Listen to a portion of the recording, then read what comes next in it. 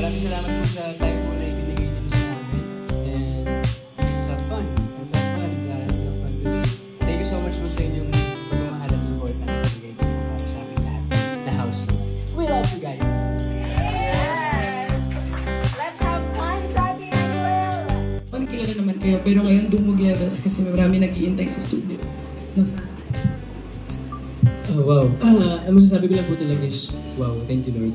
Kasi I've been praying for this simula po nag-start talaga ako sa showbiz. And napakalaking blessing po talaga na ganitong suporta at pagmamahal yung natatanggap ko galing sa mga tao sa outside world. Nakakatuwa po, sobrang overwhelming, talagang nakakabigla, nakakalula. But at the same time, unti-unti ko naman na po napaprocess kasi slowly pinapaintindi naman din po ng mga tao sa akin kung paano nila ako minahal, kung ano yung mga minahal nila sa akin. And nakakatuwa po na makita or maipakita yung tunay na ako sa mga tao kasi for years sobrang takot po talaga ako ipakita yung sarili ko. For years sobrang talagang merong nag-hold back sa akin para ipakita yung confidence ko. Sobrang introvert po talaga ako. Kaya nakakatuwa na makita na natanggap ako ng tao sa totoong ako, sa totoong personality. Thank you po sa question. Actually, ang ganda po ng tanong nyo.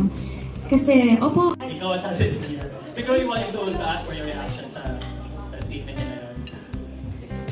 Totoo naman po yun. Pero syempre, ang dami po namin anak niya. Ang dami po namin. Wait naman! Nasa video ko tayo yun! Hindi para maging asawa ni Ate Klang ngayon. Marami kaming mga anak ni Ate Klang. And, parang mali pa rin po yun. Maraming anak si Ate Klang ngayon. At naniniwala naman po ako na may kanya-kanya kami place sa puso niya. And ang importante naman po talaga nun yung pagmamahalan namin sa isa't isa. Pero kung ako po yung tatanungin, ako talaga yung favorite. Pero of course, nakakatuwa lang po na madala namin yung relationship na labit namin sa loob ng bahay dito. And now na nagka-work kami, grabe, sobrang fulfilling kasi pinag-uusapan lang namin sa loob ng bahay na what if mag-work tayo actually dati ayaw-ayaw natin. Ngayon naging reality mo siya. Kaya sobrang nakataba talaga ng puso na mangyari yung mga what ifs namin sa loob ng bahay. Thank you. And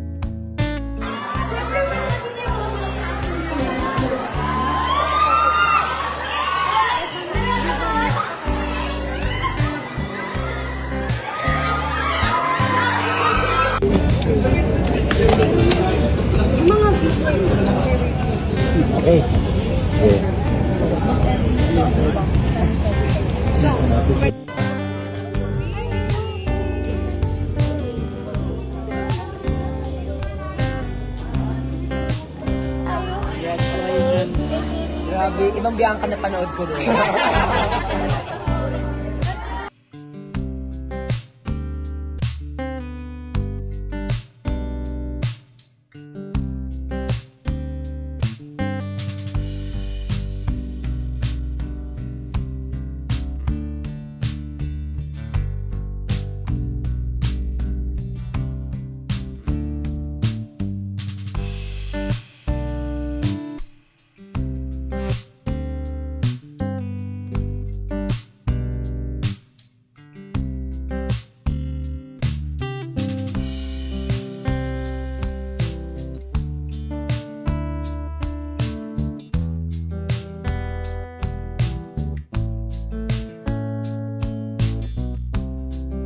Ayun din.